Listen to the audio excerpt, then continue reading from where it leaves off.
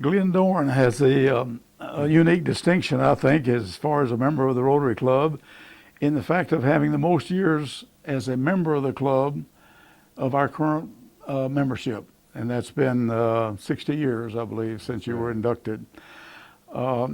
Just picked out some other things, Glenn, as a way of kind of introducing you to this project. You're not the oldest active member. That distinction belongs to Hamp Irwin. Yeah. And Hamp has that only by a couple of months over Sal Matarazzo, I think. Yeah.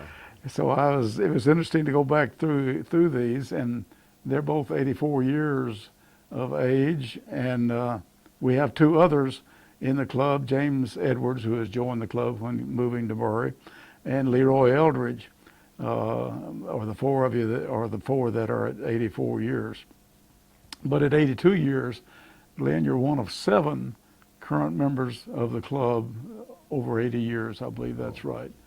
And Bill Cherry is the oldest, was a member, active member, but is now honorary. Yeah. He's 86, I believe, 86. is the oldest member of our club of any, either active or honorary. And also, I've noted that you're second to Joe Dick among the past presidents who are current members of the club in the number of years that it's been since you served as president. We were just talking about that a minute ago before we started taping, that about the question relative to Joe having been a member and then leaving and then coming back.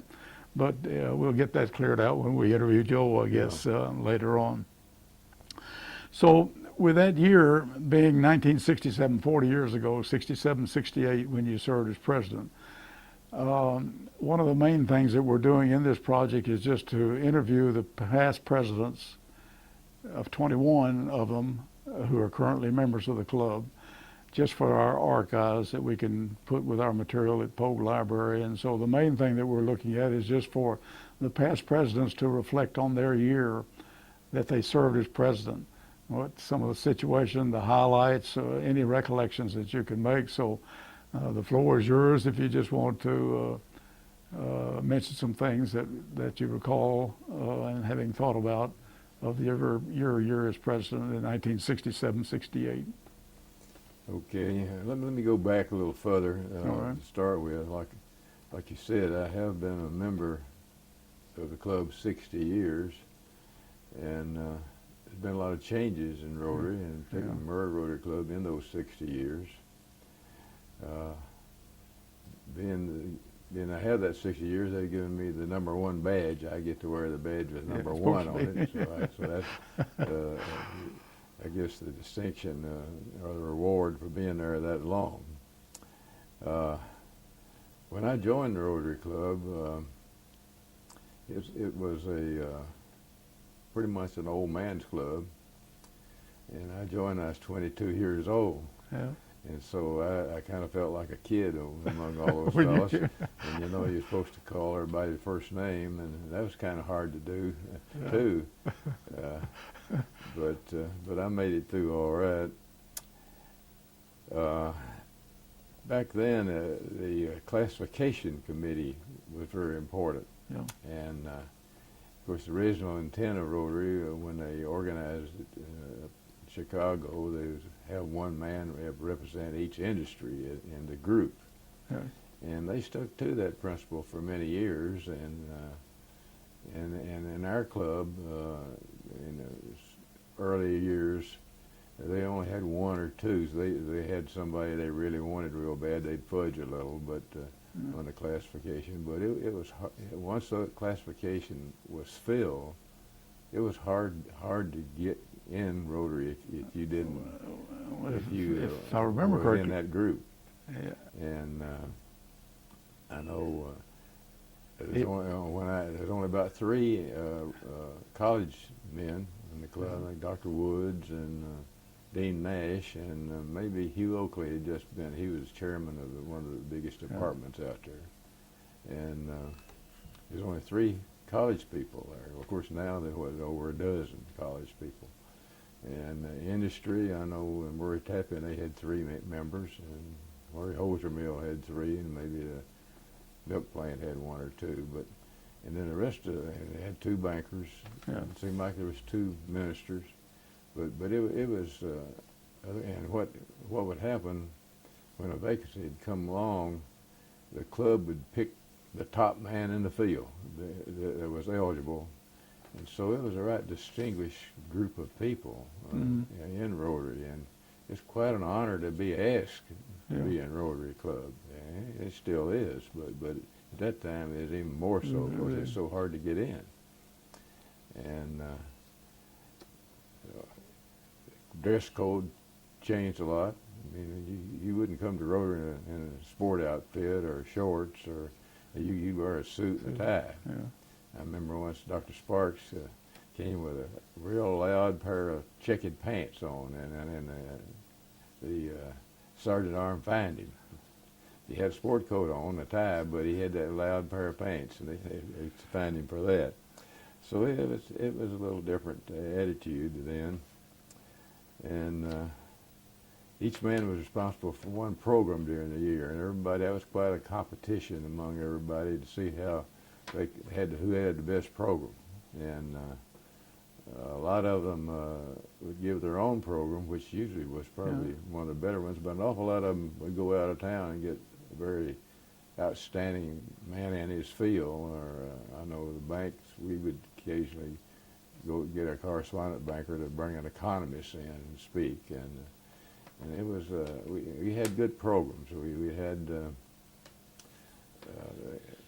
mayor to always give a report on the city. We had the county judge to give a report on what was going on in the county. And the manager of Tappan would give a report on what was happening down at Tappan and Holzer Mill and the milk plant and the Western Dark Part Tobacco Association manager. And we had all those type of programs and university. And it was a very informative series of programs.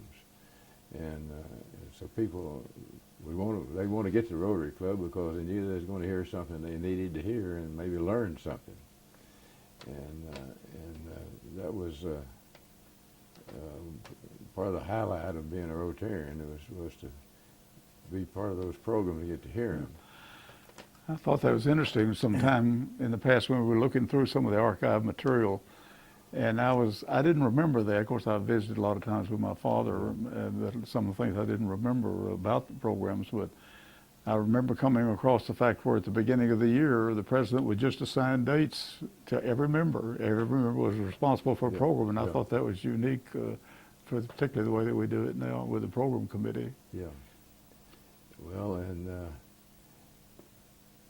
I know I was chairman there of the project committee one year. Back then we only usually had one project. And of course now we got five or six. We got the parade and ham breakfast and television program and the 2 or 3 others. Well, there was the horse show was sponsored by the Rotary Club, wasn't it? At one time, I don't know how many years. Yeah, we sponsored that jointly with the Women's Club, and that was a pretty big event. Yeah. But when I was chairman of the project committee, we had back then in those days, these traveling shows would come to town. Actors would put on a play, and so we sponsored a play that year. And I remember the name of the first play that they proposed. They said the most popular was "The Moon is Blue," and so one of the members of the committee called and says, "Listen, Glenn, you read this play?" And I said, no, I drank Lance Store it. He said, I believe you better read it, especially on page 5, 6, and 7 or something, if he is page. So I got it and read it. And it was pretty risque for those days. Now, nowadays, they wouldn't think much about it, but in those days, it would have caused a little scandal in Murray, the Rotary Club sponsoring that play because of that risque scene in there. And so I called the producer and told him our concern. He laughed. He said, well, this happens a lot. It just so happens we have a second play. The actors already know it, so we'll just substitute that. Yeah. And so we took the second play and went out and sold tickets, and we made a little money with it. But that type of thing was what we did then. It was pretty tame back then. When I was president of the club, I know the international meeting was in Paris, France. And of course I had 5 kids and running a bank and 2 or 3 businesses and a farm, and had 2 or 3 projects going on at the bank, and I couldn't go. I didn't think I could go, and I didn't. But T. Walter said he'd go in my place and represent me, so he and Delana went to Paris, France. And for the convention that year. Yeah, at that year. And I had a little bad luck on the district meeting. I had 3 of the other officers all lined up to go with me, and we were going to drive up to E-Town at the district meeting. Got up early that morning, there was about 3 inches of snow on the road. And it was just snowing to beat the band. You couldn't see the road. So we decided we wouldn't go, and called the district president up at the Rotary Club, at the Holiday Inn, and told him the situation. He said, well, it's snowing here, but the roads are still open up here. You come on up. I said, no, we decided we're not going to risk it. We might go turn out, but I don't believe we'd get there. Because back then they didn't work the roads like they do now. And so I missed the district meeting. But did get a report on it. We sent our reports in written, but I missed that getting to mingle and know all the other clubs, which I think is an important part of Rotary and part that I'd look forward to.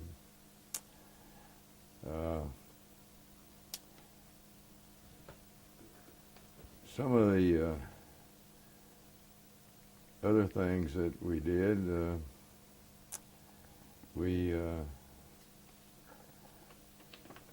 one time I know, right interesting, to show you kind of the importance of Rotary, the Murray City Council brought natural gas to Murray. They never had any gas here in the history of the town or the community.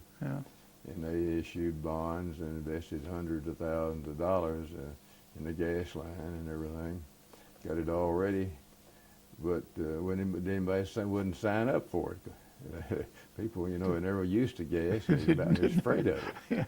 And so they had all this big investment, and nobody signed up. And so some of the city councilmen hit the idea, well, we'll get that bunch of old conservative Rotary Club fellows to go around and solicit for us. And so they came to us and made a proposition and told us the problem, and I believe they offered to give us $1 for a sign-up, so we could raise some money. So we took them on and went around the community and I got a whole bunch of people to sign up to buy the gas, and they thought, a lot of people thought, well, that fellow, businessman, and he's old and conservative, the gas must be all right. So we haven't put the project over, and it's been working ever since. But I thought that was kind of interesting when it happened.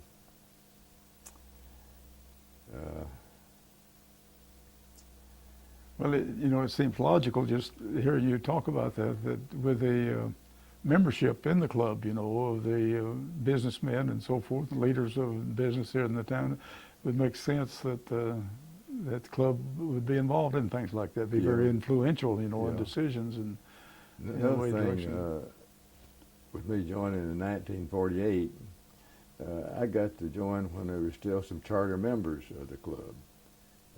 Some of the founders of the club. I know G.B. Scott, Tom Stokes, and Vernon Stubblefield Sr. Right. And Mr. Evans Beale. I don't believe he'd retired, but he'd come and visit every once in a while. But in other words, they were part of the original founders of the club. Yeah.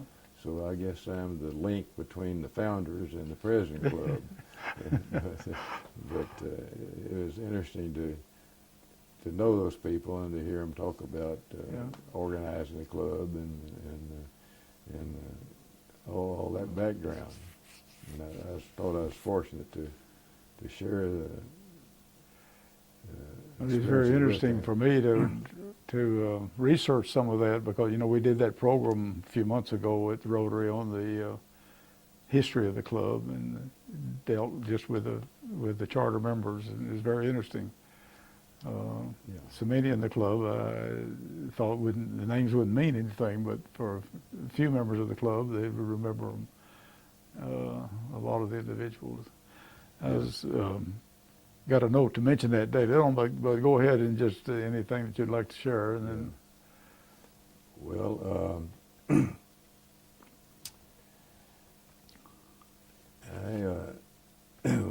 when we started out with these Rotary Ann programs, well, a couple of interesting things happened. I know one year we decided we'd give the Rotary Anns a gift, and some way we got a pretty nice little gift. I don't remember just how we happened to get such a nice gift for little money, but we did, and I was the one to present it. I don't know if that's when I was president or not. I guess it was. And so I made a little talk about being a Rotarian, what a great honor it was, and all that, and how they was expected to help the Rotarian and be at his side and all that good stuff. And I told him, well, we have a little gift here now. We're going to give you an honor in you being a Rotarian. And I said, now, of course, it's understood that this gift takes care of all anniversaries and birthdays and all special occasions for the rest of the year. And that didn't go over too good with some of the women. But a couple of them spoke up and sort of helped me out. And a couple of them said, well, that's a whole lot better than we've been getting. Yeah. And so that turned out. It's interesting that you mentioned Rotary Ann. When I joined the Rotary Club in Lawrenceburg, Tennessee, my wife's name is Ann, and I used to boast that I had a real Rotary Ann, and you do too, with your wife, Ann. Yeah. There was an auxiliary that was pretty active, at least in Lawrenceburg. They met pretty regularly. The women did, but the ladies' nights, Rotary Ann nights, were good affairs. Yeah. But another Rotary Ann meeting we had, your father was chairman of the meeting, and he contacted some people, some women, Rotarians, to have the music part of the program. Huh. Well, some way there was a little miscommunication, and Miss O'Little thought she had the whole program. And she did the whole program. And Henry Franklin Pasco was the speaker. He was a Baptist minister in First Baptist Church in Bowling Green, I believe. At the time, No, Nashville. Nashville, okay. And he was to be the speaker. but she went on and on and on with all this music. And about 9:45, she got through, and it was thundering and lightning out there. So Henry Franklin handled it real well. He got up and he quoted a few verses of the Bible, and he says, now we've had a great program here tonight. We've all enjoyed each other. Weather is threatening, and so I'm going to dismiss you with a prayer. And he did a little prayer, and we all dismissed. But we didn't get to hear his message. And the next year, the attendance a little light at Rotary Ann meeting.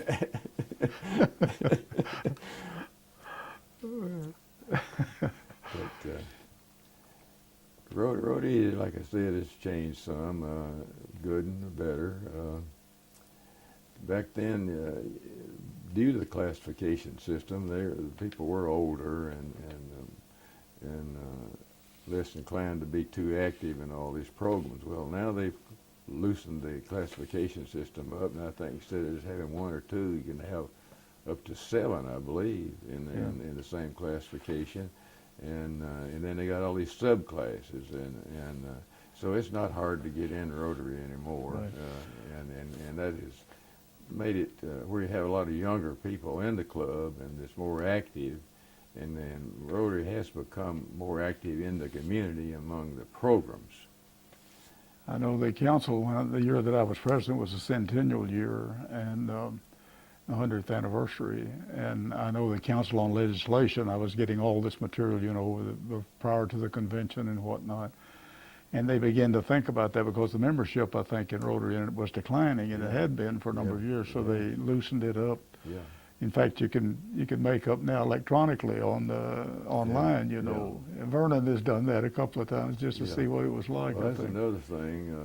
They were very strict about attendance in those days. I mean, membership and dues. If you didn't attend, they talked to you about it, and if you got attendance so bad, they'd kick you out. Yeah. and that was a pretty important thing. Well, that's some of the changes that I don't think will ever be reversed. I think the way things are going, it'd be hard to go back to a more rigid Another big change was when we admitted women. Of course, it was all men's club when I joined, and then the women came in, and that's helped change the membership, and probably for the better. Yeah, my recollection is that they, in 85, I think, is the year they opened it up, 80, maybe somewhere around 85, That sounds 86. about right. I really don't remember. But I think when it was first available, there were 5 that joined the Murray Club that one day. Jan Weaver, one of them. I don't remember the others, but we've had three presidents now. And had Brenda Rowland Wednesday that we interviewed, and as the third woman president, in addition to Sally and Betty Boston, Sally Hopkins. So it's been a big change in Rotary over the years. Yeah. I served on the classification committee for a while, and I served on the ambassadorial scholar committee, and I guess we've had as many ambassador scholars sponsored from our club as any club in the district, probably more than any other club in the district. And that's been serving on that committee, we did have to interact with the district committee because that's a district appointment, and that was an interesting assignment. And I served on a scholarship committee a while, and of course I'm a Paul Harris Fellow, which I think we probably have more percentage probably than any club in the district. That's right. I think we're up to 161 or 162, right. something like that. Most recent. Of course, Yeah. some of those are multiple. Yeah. But still, it's quite an accomplishment for a club. Yeah. And that's, of course, a scholar. You know, you pay $1,000 into the Rotary Foundation, and that's a good program. The foundation is. And right now, of course, I'm serving as the president of the local foundation, which we're in the process of organizing. I was just I noted this when I was making some notes that you've just formed, or we've just formed the foundation, and you're a director. We have it organized, and we have our committees organized, but we haven't got back our acceptance. I mean, our certification is tax-free yet, and so we haven't gone out and solicited any money or got into that program yet because we don't. All of that's been accomplished. All of the necessary. Yeah, we haven't got back. They say there's got a backlog of so many applications, so we're waiting on that to activate the program. We have looked at several of the charities and tried to decide how we'd handle that, and we decided we don't want to be an active charitable organization ourselves, but we want to take the money and support organizations already Right. functioning, and such as Angels Clinic, that type of thing. And I know a number of clubs have their club foundations for the local use. And I know Paducah has had for a number of years. I think Hopkinsville has a And very active Hopkins. scholarship program. I think Yeah. they have several $100,000, and they take any interest off that with Yeah. investments and giving scholarships around. Well, I know it was quite a few years in the planning here because I think there was talk about it when I came into the club, Yeah. and in 95. Well, But they it's taken a finally long got it time to get it organized, working. but it's going to be a while before we have any money to give out. Yeah. But anyhow, it is something we have accomplished, and I feel like it's going to be worth something to the community and to the club. Let me ask you this again: when you're talking about other things that you've been involved in the club, there was no progression like we have now? You know, that you become a director and then move through the different service areas. But you did serve as you were president-elect at least for 1 year. Was there such, or how is it? I don't really remember. I don't remember, But okay. you're correct. We didn't have that procession. I know he doesn't, because Yeah. it was a 7-year progression to go through all 4 Yeah. directorships, Yeah. and vice Yeah. president, No, we didn't president-elect, have and that. president. No. And now that's been modified to make it a little less with the Yeah. 2-track situation that we have now. Yeah. But I think a lot of clubs, I know when I was a member in Lawrenceburg, it's just a matter of the nominating committee coming up with a slate of officers, and there wasn't any kind of progression or anything that to serve as president or any other position for that matter.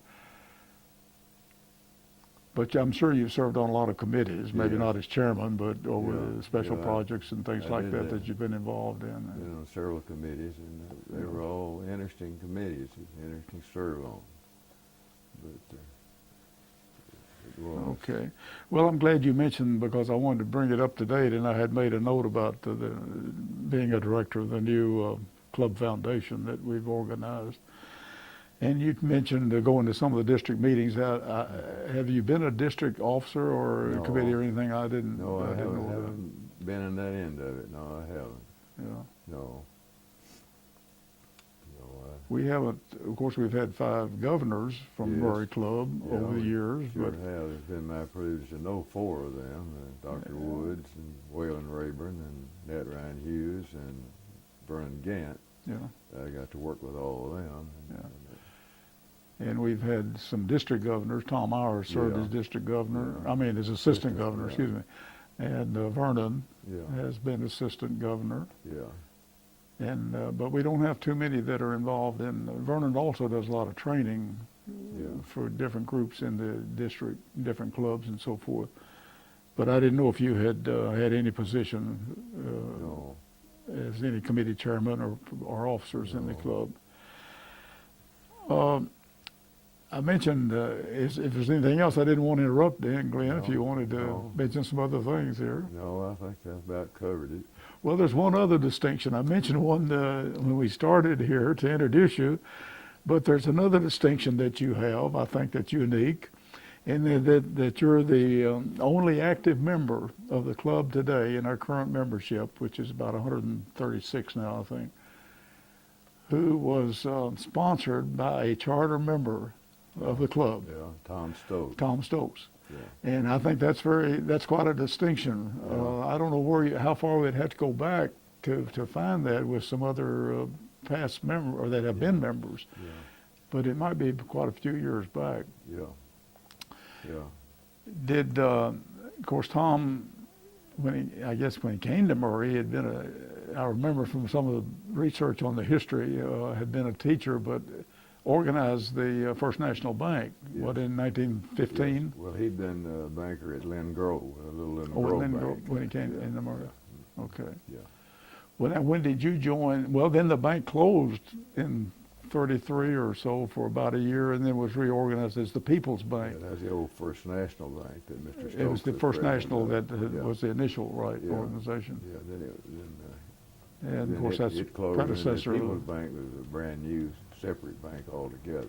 Yeah, It was organized as a new state bank instead of a national bank. My father was one of the founder directors of that. oh, okay. Yeah, I didn't he wasn't know a that. banker, but When did you join the People's Bank? As a successor to Tom at the time, or was yes, in okay, 1948. 48? 48. Okay, That's 22 years old.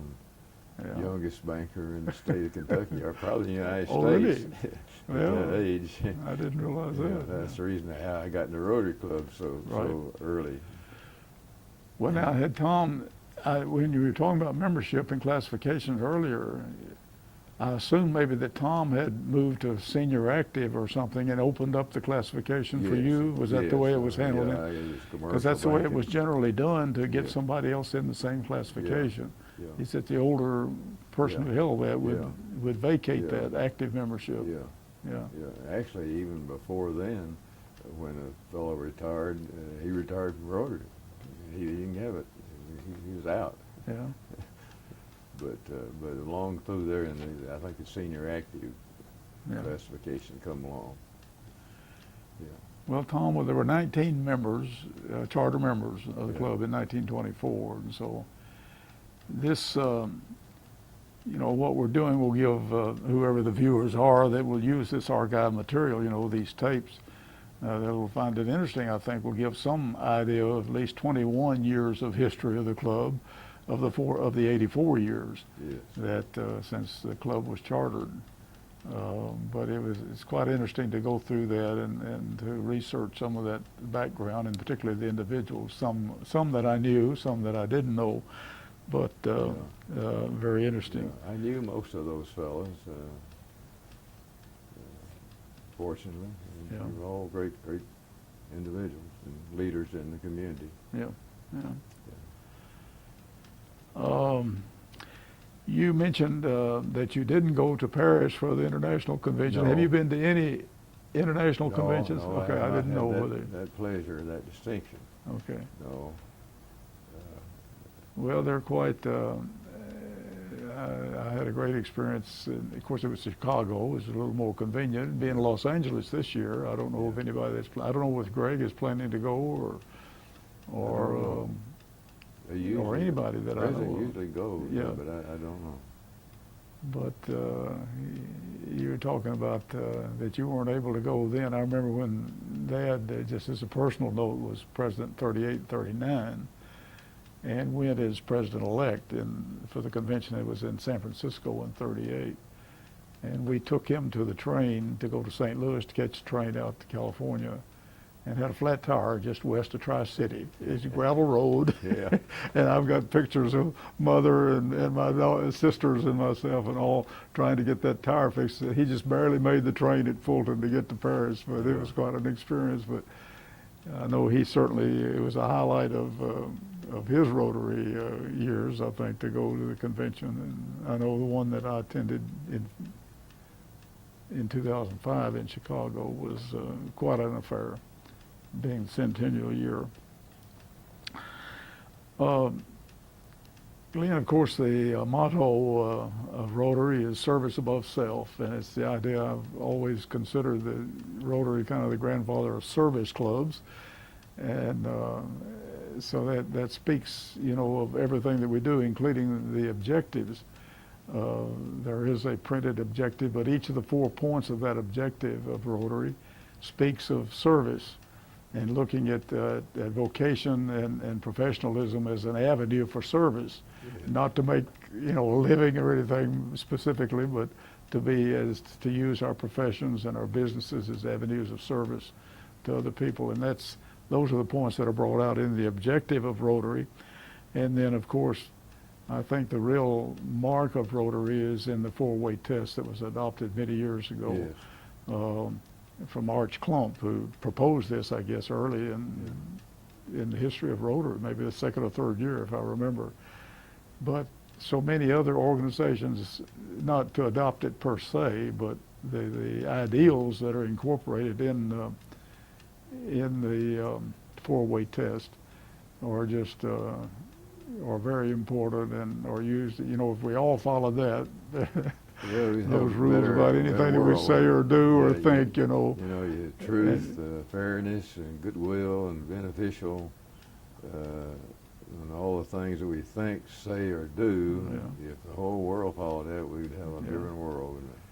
You know, as you think about those, that just covers everything that would make our relationships with other people perfect, you know, if we Yeah. consider those things. Yeah. Of course, we always don't. No. But it's just almost fortuitous that that was done and recognized by Rotary early on as as being important to our whole service. And you know, Rotary, we look at the history of the humanitarian efforts of Rotary, and particularly the latest being with the polio eradication has just been a tremendous effort. Oh, yeah. As you well know, I guess, from, that we're now involved in a matching fund of $200 million with the Gates Foundation to try to wrap up the polio eradication effort. And when we complete that in a couple of 3 years, Rotary would have given over $800 million to polio eradication, which is a tremendous effort. Yeah. Well, that's a great program to get rid of polio. I remember when I was a kid, polio was a dreaded thing. Yeah. They didn't know how to treat it. They didn't know how to prevent it. Well, I find it interesting in my own regard to relate with people like yourself and others from that experience of years ago, and then being involved. And of course, there are younger people coming along now. I don't know whether you've got any thoughts about the last thing that I had down here was just if there were any thoughts or considerations that you might want to express relative to what you think about the future for Rotary, either on the international scale or our local scale, you know, our local efforts or what. Well, I think Rotary is so well organized and embedded in our social system now that it'll be here. And programs like the polio program will only make it better. And the intermingling of all these different nations and these people in the Rotary Club at these conventions can only help get to know each other. Yeah. And then the Rotary Club helps the community. And Well, there's some great needs in the world Yeah. today from a humanitarian standpoint, and of course, another thing that Rotary has focused on the last 2 or 3 years has been hunger, and also water. yeah, And we've, as Murray Club, have been involved in the water project in Jordan yeah. to supply water It's been for an interesting program. the people there, the indigent people. Yeah. So, but I think there's a great future, and as long as we can keep the leadership and interest in the membership and not let it, you know, some of the aspects deteriorate too much. To keep Well, service is an important thing. I know in my own banking experience and career, I always thought the way to grow the bank was to grow the community. And you did that through service and trying to promote things. I know I worked on the airport board and tried to, I thought that was very important. To get industry in here, you need an airport. And I've always supported the hospital program and the education program here. Murray's been very fortunate historically to have a good education program and a good medical program, good churches, and they had good banks. And those things are what build a community if they are organized to serve the people. Murray's got an awful lot to offer, I think, when you consider not only the location and geographically, but with the university and the programs the university has an awful, and that was evident, you know, in the Rand McNally effort a few years ago on the retirement center. I know, of course, I was away from Murray about 41 years, but we just never considered that we would go any place else to retire to, except to come back to Murray. And we certainly enjoyed that. And that's been 15 years since we've been back, and the time is getting by pretty fast. But it's a great place, and I think many people have testimony to that aspect of being involved in Marion activities. Well, Glenn, as we said before, this was an effort of the Archives Committee. This year is a project to just to have this taped interview with the past presidents who are in the club. And as I said earlier, of the 21, maybe 22, I'm not sure. It at least gives a portion of the history. Yeah. If people want to examine these and look at these tapes that we have. But we certainly appreciate your input and appreciate your years in the club. And I think it's people like yourself that, and from the years past, that have given us a good foundation for the Murray Club, and hopefully we can just keep building on that. Yeah. Well, Murray Rotary Club's been an important part of Murray for a long, long time. And like I say, in it was first organized in the first years, it was extremely hard to get in the club. And but historically and still now, an awful lot of the leadership of the community are Rotarians. And but I remember back when I first joined Rotary, one of my classmates, high school classmates, had me out to the university to make a speech to his business club. And the way he introduced me, he says Glenn's president of People's Bank. He has a BBA degree from Tulane University and an MBA degree from Ohio State University, an officer in the Navy, and a member of Murray Rotary Club, all at age 22. That's how he introduced me to him. That sort of shows how Murray Rotary Club stood out then. That was a good, important part of your resume. Yeah. I noticed you didn't wear your Ohio sweater. No, I didn't. I had it ready, but you did a couple of years, a year ago or yeah. a couple of years ago when they won the championship. Yeah, I don't believe Big Ten can compete with the SEC in football. They haven't. Right. Well, again, we appreciate your effort, and it's been a pleasure to know you and to be involved in the club with you, and look for that to be so for a number of years yet. Yeah. Okay.